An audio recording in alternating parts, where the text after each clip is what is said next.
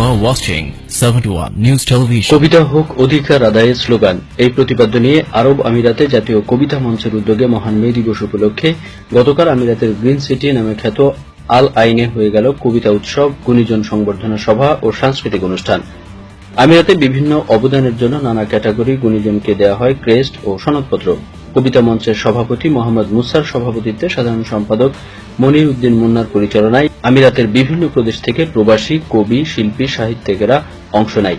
অনুষ্ঠানে media partner ছিলেন 71 news TV, Jamuna TV.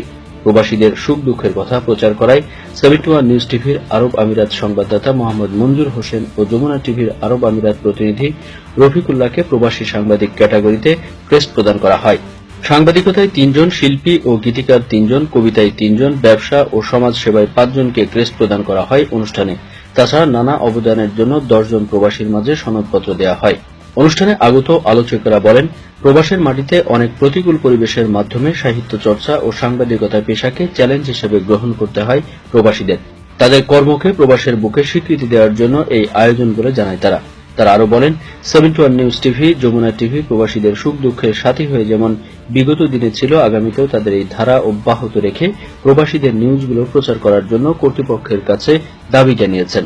আলোচনা সভা ও ক্রেস্ট প্রদান অনুষ্ঠান শেষে প্রবাসী শিল্পীরা পরিবেশন করেন মনোজ্ঞ সাংস্কৃতিক অনুষ্ঠান। আরব আমিরাতের আবুধাবি থেকে মঞ্জুর হোসেন, 71 নিউজ টিভি।